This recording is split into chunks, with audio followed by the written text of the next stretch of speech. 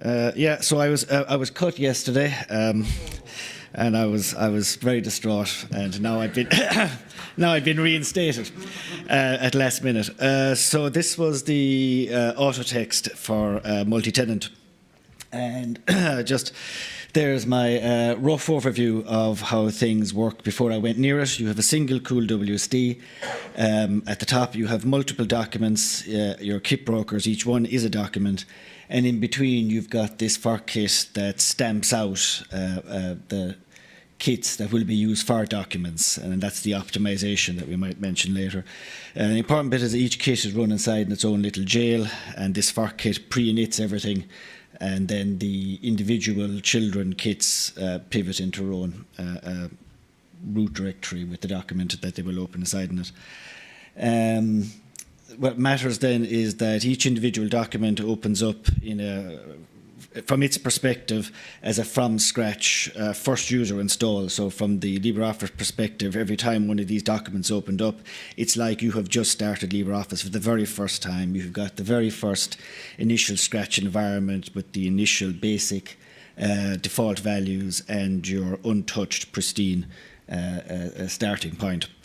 And obviously, we saved your document from that, and that's uploaded, but everything else is thrown away. So if they're in the past, if you had the opportunity to do spell checking and add your word to the local dictionary or whatnot, that only lasts for that particular session, and the next session has absolutely no awareness of what took place in the previous session. So the idea is to be able to have some of this stuff saved when one session ends and restored in the next session. You've got some kind of permanence that goes through there. So you want to enable populating these kits with word books, which are the user dictionaries, Autotext, which you've seen a few times during the conference, where text can be expanded from a shortcut. And you want this then to be in a situation where each user has these individual ones, but you might also want to have an organizational ones which are pre-set up so that there is this institutional dictionary or institutional autotext in addition to your individual ones. And what you probably also like to do at that stage as well is to have this cool WSD shared between multiple organizations. And I'll just show a little diagram of what's going on with that concept, is that you've got one Collabora Online. You might have two organizations using Collabora Online, each one of which can have its shared configuration for all of its users, and then each individual user has its own individual configuration. So this is the kind of organization that we're trying to support here, where you have multiple tenants hosted under one Collabora Online, each with their shared configuration, and then each individual user has individual customizations on top of that. So this diagram here shows what this looks like process-wise, where our original cool WC remains the same, our fork kit does remain the same, and then what I've decided to call sub-fork kits exist, where those sub-fork kits then have the individual kits stamped out from them, and in between, the differences between your normal fork kit and your individual organization stuff are applied to that. So the organization decides they want to have a certain amount of configuration done that everybody shares. That happens at that in-between level, and then we stamp out these individual kits super fast, the same way we did before for fork kits, except at this level down. So that's what goes on there. Yes, so that's what I said. You get the sub-fork kits. Now, the sub-fork kits are relatively long-lived. You're hoping that your organization doesn't change its configuration that much. So once a sub-fork kit has been created, you're kind of hoping that it sticks around and that it gets used. And every time it's used and a new kit creates from it, the timer starts again. So it's like multiple hours. It's in the level of hours that your sub-fork kit sticks around for. And once a document has been opened, the timer starts again. So realistically, it probably sticks around permanently unless you're on a setup like our demo sites where it's just more infrequent use.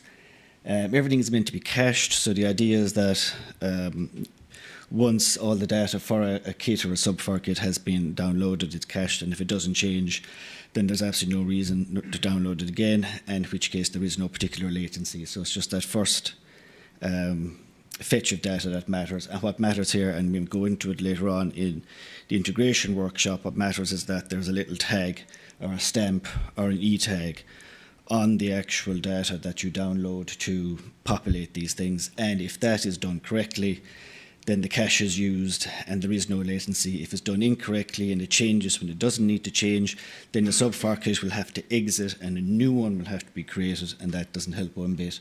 And also, if you don't do it, then you end up with the opposite can happen, that if you don't change the tag, your data isn't refreshed. So it's a very, very small thing. It's very easy to get wrong, and I just want to highlight it a few times for integration purposes, that little tag matters a lot more than it might look like.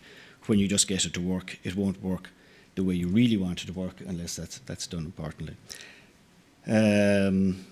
Yeah, otherwise the technical details aren't too important, except that it does work. It's been working for a couple of months, hasn't had any terrible effects so far. If you're looking at LibreOffice, the split of the shared and the user exists there already. The concept of organizational Autotext and personal one is there, and we've just extended that kind of a thing. So there's a long history of this concept. That's yeah. So it's very similar to how LibreOffice operates, and it just fits into that world there. Given that we now have done the idea of configuration, shared configuration for the organization, user configuration, and that we are saving things, then it extends. Is there other things that we can save that we're not saving, and maybe they should be moved to the same place? So your browser settings, your browser level preferences for setting dark mode or light mode on or off. If this backend is available to save things to, then we save your browser settings there as well. And there's additional customizations you can do, where you can customize how the document itself behaves, which, if you're from the LibreOffice background, is the XU file format. That is also available as well. So these are the things that are available to you and what are configured. So what gets saved is user dictionaries, Autotext, saved back up to the server, restored in new ones.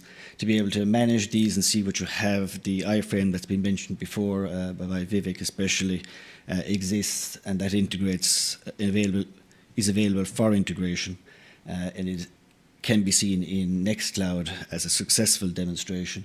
You will have personal settings for your individual ones that I've mentioned, and then the administrator himself or themselves will have one for shared settings.